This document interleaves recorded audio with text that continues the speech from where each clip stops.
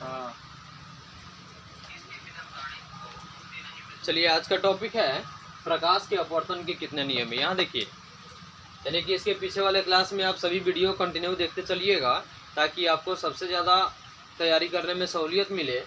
और आज का टॉपिक है प्रकाश के अपवर्तन के नियम। किसका? यानी कि प्रकाश के अपवर्तन के नियम। ठीक है ना। तो देखिए, सबसे पहले प्रकाश के अपवर्तन के कितने नियम है? तो कितने नियम है? दो। यानी कि प्रकाश के अपवर्तन के दो नियम है। कितने नियम है? दो नियम है। जैसे एक में है आपतित किरण। जैसे कि इसके पहले आपको जब प्रकाश के परावर्तन चैप्टर जब पढ़ा रहे थे तो उसमें भी आपको बताए हुए थे कि प्रकाश के परावर्तन के कितने नियम है? दो नियम है। और प्रकाश के अपवर्तन के भी दो नियम है। कितने नियम है? यानी कि प्रकाश के अपवर्तन के भी दो नियम है। पहला, आपतित किरण आपतन बिंदु पर अविलंब और, यानी कि देखिए, आपतित किरण जो कि इसके पहले भी प्रकाश के अपवर्तन नहीं बल्कि प्रकाश के परावर्तन चैप्टर जब पढ़े थे तो उसमें भी ये बताए थे समतल, ये बताए थे जी। और यह आपतित किरण और यह हो परावर्तित किरण। ठीक है ना। और इस यहाँ इसी बिंदु को हम O द्वारा संकेत करते हैं।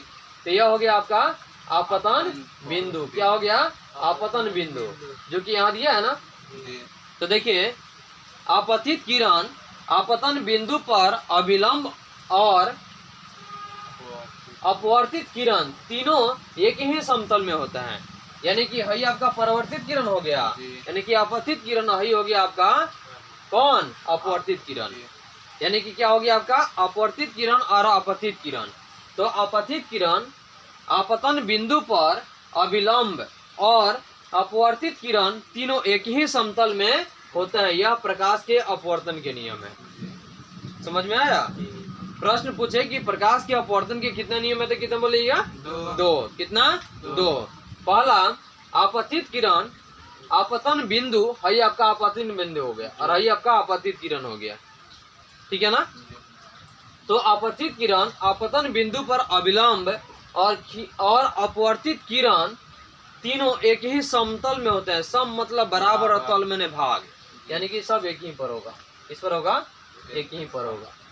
समझ में आया? तो यह प्रकाश के अपवर्तन का पहला नियम हो गया।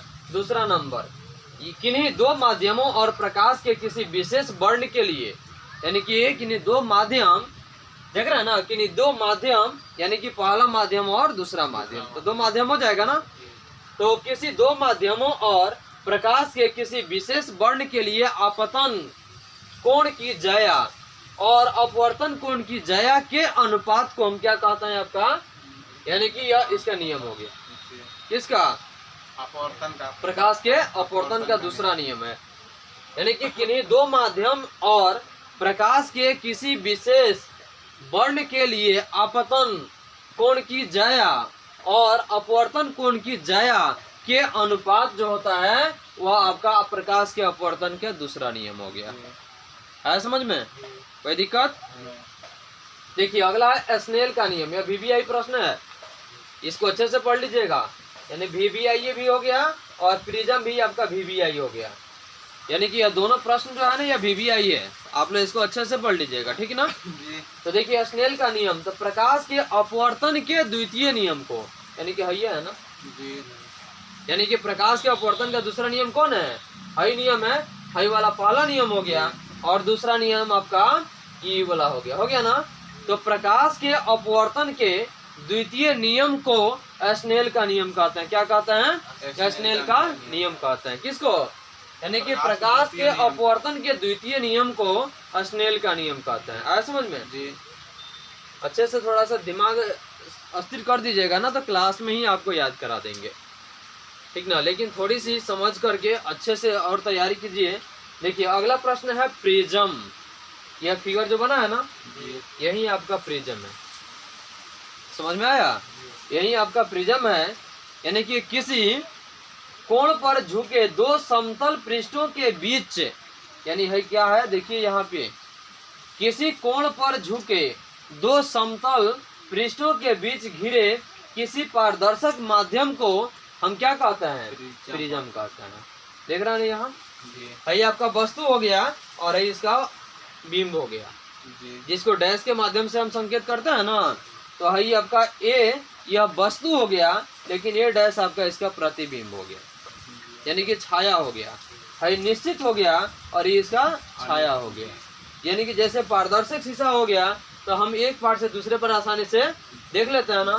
तो देखिए, किसी कोण पर झुके दो समतल पृष्ठों के बीच घिरे किसी पारदर्शक माध्यम को क्या कहते हैं? प्रिज्म कहते हैं। आया समझ में?